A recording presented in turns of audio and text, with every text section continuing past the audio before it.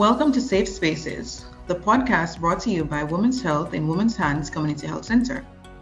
Join us as we delve into crucial conversations about gender-based violence, featuring survivors, advocates, and community members to raise awareness and offer insights on this crucial issue affecting our communities.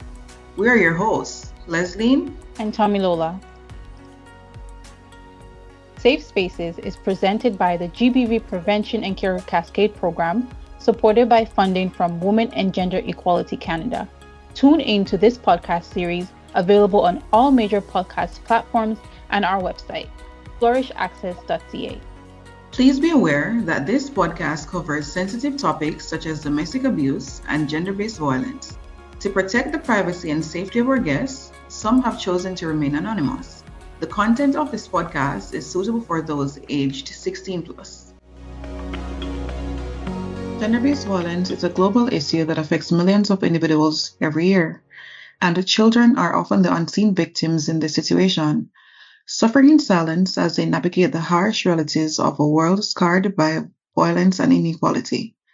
Thousands of young lives are altered by witnessing or experiencing gender-based violence, whether at home, in schools, or within their communities. In this episode, we will explore how children are impacted by GBV, whether they are directly experiencing violence themselves, witnessing violence in their homes, or feeling the secondary effects of violence in their communities. We will discuss the long-term effects that GBV can have on children and how it can shape their development and future. A big welcome to Chi for joining us for this discussion. Please introduce yourself to our listeners. Hi, everyone. My name is Chichi Udor. Thank you for having me, Leslie Nantomilola. I'm a GBV advocate and also HR professional. Thank you for joining us, Chichi. Welcome once again. I want to start by asking, from your knowledge, what long-term effects can gender-based violence have on children as they grow into adulthood? This question actually hits home for me because I came from a home where I experienced gender-based violence and as a child, and then I transitioned to me being a survivor of gender-based violence. So if you can imagine growing up in a house where the air is always thick with tension, it's like walking on eggshells every day. That kind of environment can leave a mark on a child, right? Like a shadow that follows them into adulthood. And these kids tend to hide their feelings or expect the worst from people. As adults, these folks could have a radar for danger, always looking out for signs of trouble in relationships, or even as much as when things are perfectly fine, they still tend to look out for danger. It's like they're always waiting for the other shoe to drop.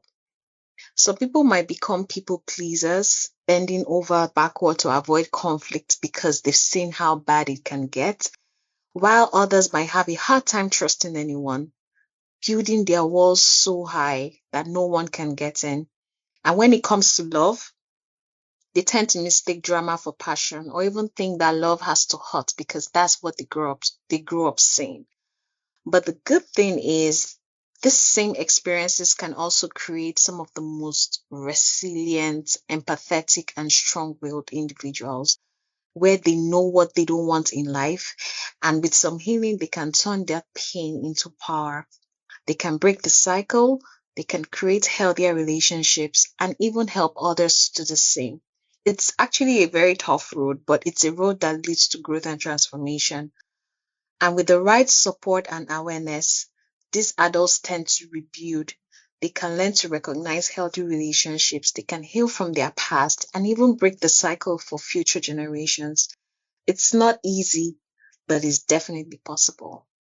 Thank you for that. I 100% understand that the effects of gender-based violence on children, it goes both ways. There is that negative aspect of it, which is unfortunate because children who witness family violence, they're twice as likely to suffer from psychiatric disorders such as post-traumatic stress disorder, as you mentioned, that they always feel tense, always expecting the shoe to drop, depression, anxiety, and compared to children who have grown up without violence in their homes, they're not as carefree. At times, they have to grow up too quickly based on that experience. But you are also right that those same children could end up growing up to becoming resilient adults. They're unlearning from their unfortunate experiences and it pushing them to ensure that most of the time when they have children, that their children do not experience the same trauma that they have Yeah, experienced. very true. I have a brother, a younger brother who, well, we all grew up in the same house and we all experienced it with our mom. And at a point, we were really concerned because he's a guy and because there was no conversation, like, or parents coming to talk back to the kids and explain, oh, this is what's going on. Like, we were just, there was just that state of confusion. But one thing that stood out for me regarding him was he made sure he would always say, I would never be like this. Like, I don't want to ever do this. And he made it a conscious, like, he was very intentional about it, even while getting married. Like, you see him telling himself, reminding himself that in situations like this, I would never do this. And that's just some of the effects, just like you have said, for some children, it's both ways. Let me just add to that, Chichi. So your brother, having seen GBV in his home, having that experience. So as you said, he made that conscious decision to do the opposite of what he experienced, right? Right. But imagine that there are there are boys who experience the same thing, and girls too, and they grew up and mirrored the behavior. They grew up and nothing changed. They grew up in those circumstances and they were not strong enough. They did not make that decision to do different, right? And that transcends into adulthood, and they're broken people who move around relationships, hurting people who did nothing to them, basically, right? So that too is that's the flip side of, kids being in homes, seeing this type of violence. They grow up and they're like, I remember the last conversation we had on the previous episode where you even mentioned that having the conversation with the children, explaining to them that, okay, my daughter, this is not what it's supposed to be. This is not the standard. This is not the acceptable standard. Having the conversation with the boys, okay, Papa, this is not what you should be doing. We're just in an unfortunate situation. So it comes back to the same thing again that you're saying today. And that shows the importance of having those conversations with kids and getting them the help that they need. If you're a parent living in a home where there's gender-based violence, I think it is your responsibility to have the conversations, uncomfortable conversations with the children, and also get them external help if you're unable to have those conversations. So thank you so I much for that. agree. How does gender-based violence affect children's mental health and their psychological development, in your opinion? In my opinion, gender-based violence can seriously mess with a child's mental health and development. It's like a virus that spreads through every part of their lives, right? So where these kids have to grow with constant fear, confusion, or even sadness, they have their brain wired in a survival mode, and which can definitely taunt their emotional growth. Some of them tend to struggle with anxiety, depression, or even post-traumatic stress. So instead of being carefree and curious, they tend to become withdrawn or overly cautious. This kind of stress can mess with their brain's development. So, for example, some of them have trouble focusing in school or even forming healthy relationships, right? Things don't just line up the way it should flow naturally. But with the right support, positive influences, family, just like you mentioned, these kids can definitely overcome these challenges. And it's like giving them a new set of tools to rebuild their lives and grow stronger, even after facing something that tough. I agree with you 100% on that part, especially when the kids they're having these situations, they don't know how to process what's happening, what they're seeing. They go to school, they start acting out, they're fighting, they're They're unable to perform well academically. So yes, I really do agree with you on that part of it. Exposure to gender-based violence can also impact children's cognitive development and their ability to form healthy relationships in the future. They may be withdrawn, they may choose to isolate themselves. Something I like to say, broken people react hurt, or hurt people react hurt. So they're always gonna like have this defense mechanism against, build this brick wall. They're in a lot of cases become abusive people. So yes, basically, the stress and emotional turmoil caused by gender-based violence can impact children's ability to build social connections with peers, potentially leading to feelings of isolation, as I said before, and further impacting their academic performance. Definitely. And just to add to what you said, for some kids, apart from the isolation, they tend to seek validation from people. Like that can also be something that affects them mentally. They tend to seek validation, especially when it goes into romantic relationships, right? They tend to want to make sure that this person loves them as they should. So it's not like a one size fits all for everybody, especially when it comes to the mental health part. For some people, they deal with it differently than others. Yeah, I agree that the impact and the way they deal with their experience is different for all children. It's not cookie cutter is a word I often use because humans, we are diverse. So you might have two people growing up in the same violent environment, and the outcomes can be totally different. It can be like for your brother, an outcome where their experience has made them ensure that they would not produce the same experience on their children, their partner, just in people in general. Hmm. And then it could be the other shoe of where hurt people. So I've experienced violence, I've experienced pain, and they think it's normalized for them, and they might inflict the same thing on, let's say, their partner, their children, friends, because they think this is the normal way to express yourself. True. Uh, Research shows childhood exposure to violence can significantly impact an adult's physical, mental, and emotional health and behaviors. As I mentioned, in terms of mental health, like PTSD, depression, anxiety, uncontrollable anger. There's also the substance abuse part of it. And this can lead to them abusing their partners or their children, accepting violence as a norm, or committing violent crimes. What do you think can be done to break this transgenerational trauma and cycle of abuse? Because once we have a sequence of a child who was abused or exposed to abuse, is now replicating that to the next generation, which can then replicate to the next generation. What could we do to break this? That's a very interesting question. Breaking transgenerational trauma starts with something very simple but very powerful. And I call that word vulnerability, being vulnerable. So having the courage to say, this experience hurt me, and I really don't want to pass this pain to someone else. I don't want to pass this pain on, is what vulnerability is all about. It's not a weakness, but I believe it's the foundation for real change.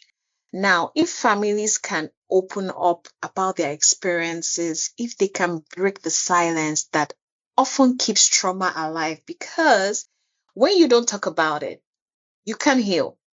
And that's where therapy comes in.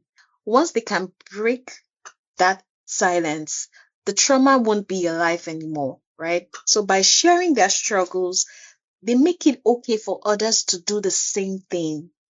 They make it okay for their children to do the same thing, so that there's a ripple effect of healing amongst them.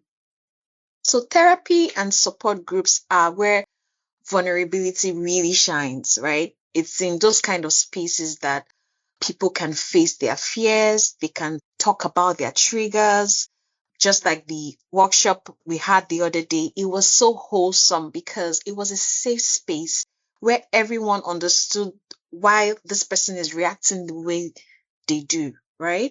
This kind of honest self reflection is what helps them learn new ways to cope without turning to anger or violence. So we can think of it as rewiring our brain to respond to stress without resorting to violence. Education also plays a role when we can teach kids that it's okay to be vulnerable, it's okay to ask for help, and to express emotions in healthy ways. It becomes part of the conversation. Now it shifts the focus from just stopping violence to truly understanding and healing from it. Our schools, communities, and even social media can be a part of this by promoting positive role models and providing safe spaces for kids to talk about what they are really going through. Finally, I would say that building a community where vulnerability is respected and encouraged makes all the difference. When people can know that they can be open without being judged, they are more likely to seek help and break free from that cycle. So, when we can surround our families with resources from social services to community groups, most of these resources can make a big difference. People can now know that they are not alone in whatever experience or situation that they are going through, and that they have access to help. So when people know that these resources are available, they are less likely to pass the trauma that they have experienced. Thank you for that. I 100% agree about the statement of being vulnerable. Mothers, or it could be fathers, because violence does go both ways, who have experienced violence, it's important for them to acknowledge the negativity and the hurt to their children, because parents might think the children don't understand what is going on, or they might think I'm able to conceal the situation from them. Like, for example, maybe a mother might think, oh, when she's being battered, that she's not screaming out loud so her children are not aware of what's going on. But the truth of the matter is children are very observant. They notice the little things, they notice the change in behavior, they notice when their mothers are hurt because they Mm-hmm. are innately connected, really deeply connected with their mothers more than their fathers truly. Because I see it this way, if children can mimic cartoons that they watch, they Mm-hmm. can mimic behaviors of their parents. So it's very important, as you said, that vulnerability, and it's not to just tell your child that this is what I've been experiencing, but it is a way of educating, as you said, so that they know that this isn't right. It's not a conversation of a blame game of I know it wasn't right and I didn't leave, so I feel ashamed about that. It Right. is more of it's not right. I wasn't able to leave, but I don't want you to be in that situation. And I don't want you growing up to think this is the way that it should be. I want you to be in a space when you as you grow, as you are exposed to others, that if you are ever in a violent situation, that you will be you feel the courage to open up to someone, whether it's the parent or someone else, and being able to leave that situation. This can be done like with parent to child only, but it's always good to have this in some kind of counseling and therapy setting in which you have a professional to help provide the tools and resources and the additional support that is needed. In essence, like in terms of that vulnerability, it's really a message of do what I say, not what I do, or in this case, what not Mm-hmm. what I have experienced. Right. Yeah. Well, I agree. 100% I agree. And just to add to what you just said, I feel like the most important people to break this transgenerational trauma starts with family, like the parents, right? I feel like they are the first step to getting it done. And just like how you put it, if they can have conversations, if they can be vulnerable and just talk about it. Because like for me, I started having these conversations with I have boy kids, right?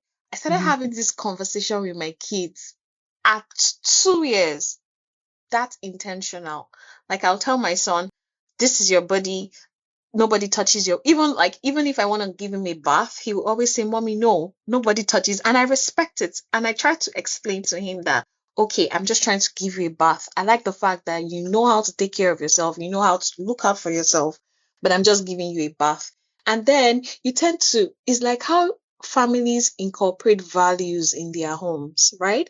We can incorporate it into our homes, especially with boy kids, like teaching them how to treat women, teaching them how to stand up for women when they see wrong. Like I'll always tell my older son, if you see a girl screaming on the road, you can't pass. So like you have to find out, like make sure she's okay. Take her to a safe place. If you feel you can't deal with whoever it is, go and look for men. Go and look for police. Just go somewhere and get help. Don't think it's not your responsibility. Everybody, we all have to watch out for everybody. So I totally agree with what you said, Tobila. And I will even add that because at times maybe parents themselves are not in the situation to be the educator, but this message also falls onto other family members, not just the immediate parents, True. because you don't know maybe if let's say it's the mother that experienced violence, she might have passed away. There might be situations where she's not able mentally, physically to have these conversations, but it definitely falls onto the responsibility of other family members, grandparents, uncles, aunts, anybody who is within that village, that circle of raising the child, they Yeah. also have that responsibility. And it really truly is to ensure that that child has the best possible outcome in life as they grow up. Yes, I love it. Just like my place, we say it takes a village to raise a child. It's not one person that raises a child. So what you said, you hit the nail on the head. Definitely. Yeah. Thank you, ladies. Chichi, those are very good values that I see you instilling in your kids, Thank because you. really that's where it starts, right? It really does start as young as they are. You try to let them know what right is and what wrong is, right? And if you're not able, as Tamilola said too, if the parent is not in the best position to educate the child or to offer the child whatever explanation or to get them the help they need, then it's okay to source external help. So I do agree with you both on that. Keep up the good work. Thank you. What are some of the effective ways that we can use to educate the children about healthy relationships and consent to prevent future GBV?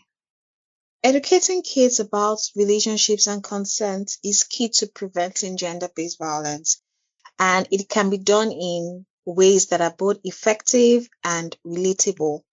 So first of all, we can start the conversation early, just like what I and Tomilola, like what we previously discussed. We can start teaching our kids about respect, about boundaries and empathy. And this doesn't have to wait until, like, we don't have to wait till they are grown or till they are teenagers. As young, you know how in my country, we have this thing we used to call tales by moonlight, like folk stories, right? Where the elderly people would gather all the children together in a corner and tell them stories, probably from past, stories from the past, stories from their ancestors and the rest. We can also incorporate things like that, right? So if we can start teaching them about these things, we don't need to wait till they are teenagers. Even young kids can understand the concept of personal space and the importance of asking before taking, or even touching something before. If you need something, you have to ask for it. Consent. It's something that we can instill in our kids as young as they are. And as they grow, it's important to normalize these conversations about emotions and relationships. So I'm a strong believer of I'm a I'm kind of a strict parent, but I'm also a realist. So for a child who is growing, I tend to tell my son, oh yeah, come, let's have conversations. Like, I know you're growing up, I know you're meeting people. Do you understand? Sometimes if it's a bit awkward for them at the time, But once you can get them to be comfortable with you and you can have these conversations on their level. So I try not to go over and beyond where there's things that they've never heard before. I try to have these conversations on their different levels, right? So it's not just about the big talks on sex or even consent, but about everyday discussions on what healthy friendships and relationships should look like. It's teaching them that no means no and that it's okay to say no even to yourself. They need to know that consent is not just about being in a relationship. It's about respecting people in every interaction that they find themselves. So I believe that role playing and real life examples can help make these lessons stick, just like the folk play or Tales by Moonlight scenario I gave. You can use stories that are very relatable, like sharing toys or even respecting a friend's decision not to play a certain game. Just very little subtle lessons are things that they would tend to remember. It will stick in their minds as they get older, and it will evolve into more complex situations like dating and peer pressure, where they will be able to make better decisions for themselves. So also leading by example is very important. Kids learn a lot by watching adults. The people you surround your kids with, the people you surround them around is very, very important. If they see respect and healthy communication at home, they are more likely to carry those values into their own relationships. Schools and communities can support by providing age appropriate education on relationships, consent, and self worth, making these topics essential.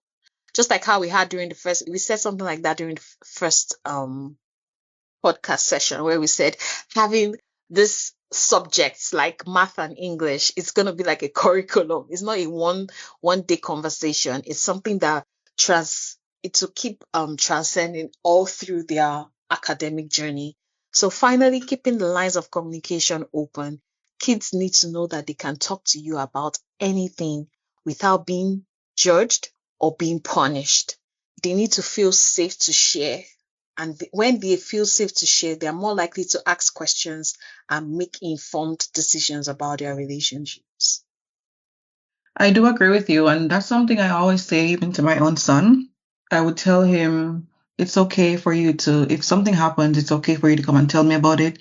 If you did something and you think it may be wrong, you're welcome to come and tell me about it. I would prefer to hear it from you. I would prefer if you say something about it. And then I always try to teach him that when you're honest about stuff, I mean, there are consequences to actions, right? But when you're honest about stuff, then it puts me, the parent, in a better position to make decisions and informed decisions. So I do believe that depending on the age and the age and the stage of where the child is at, there are different approaches that you can take. You can have the conversations, as you said just now. These conversations are having having this as a part of the school curriculum very early to instill values and to having the teachers who are trained and they're able to identify certain behaviors and traits. Those things are very important. We can also use role-playing activities or scenarios to help children to understand different situations where consent is needed and how to respond. Teach children to recognize signs of unhealthy relationships and potential GBV and empower them to speak up or to seek help for themselves. And just like you said, if your son, you told him if something is happening on the road, you see a girl, she's hurt, she's crying, if you're unable to help her physically, you go and you try to get a police officer, you find an adult, you find another male, and you go and you try to get help because that's what it's about. It's about us looking Right. out for each other. Exactly. That was very well spoken, Leslie and Chichi. I want to say thank you for joining us for this discussion. In this podcast episode, we have explored the deep and far reaching implications of gender based violence on children who are exposed. GBV not only threatens the physical and emotional safety of children, but also disrupts their development and well being. Exposure to violence can lead to various psychological issues such as anxiety, depression, post traumatic stress disorder, impacting their abilities to learn and to thrive. And furthermore, children who witness or experience GBV often face challenges in forming healthy relationships, perpetuating a cycle of violence that can extend into future generations. The normalization of such behaviors within familial and societal structures can also hinder their social development, leading to a broader impact on communities as a whole. I think everyone has the responsibility of preventing GBV in whichever way that you can, whether that is being an ally to survivors, educating your children, even if they're not exposed to gender based violence, to providing their education of how boys are not supposed to hit girls, how to let go of toxic masculinity that often perpetrates violence within our communities, speaking out, joining campaigns, fundraising. There's so many ways that as individuals in the community that we can do our part to help support these efforts. Thank you, Chichi, once again for joining us. Thank you. If I can just add something last, just because of what you said, I think another thing we could do to help break this trauma, or just like the masculinity you talked about, is, so you know how we have that gender inequality in homes where girls have certain chores and boys have certain chores. If we can break, I feel like that's the first step. Like, let's break that table. That table has to be broken permanently. There's nothing that boys cannot do that girls can do. So basically, I'll use myself as an example. When I go to my family homes and I see how boys would eat and leave their plates on the table, and then their mothers will say, "Oh, go and get their plates and wash it." It usually used to tick me off, and I'll be like, "No," and I'll tell the boys, "Get up, you eat, you pick up your plate, you go to the kitchen, you wash your plate, because you have hands, right?" That is how we subtly instill those gender inequalities in children. So if we can decide that there are no activities or no chores for boys, no chores for girls, both can do the same thing. Both can wash plates, both can sweep, mop. I'm telling you that we'll be able to raise resilient men that are empathetic, men who will grow to stand up for women, men who will grow to value women. I just wanted to point that out. We can do that. We can change a lot. I feel like that's the very first step. Yeah, you're 100% correct. Letting go of those gender roles is very, very, very important in terms of not only making sure that we're raising young men that will not be violent towards women and they don't continue with that mentality of dominance over women and girls. It's very important that we're letting go of those gender roles and teaching gender equality among all. As we unpack these narratives, it's crucial to recognize that addressing GBV is not just a woman's issue, as we just said. It's a pervasive problem that compromises the safety and future of our children and society at large. In our next episode, we will be exploring vicarious violence with our next guest. Thank you once again.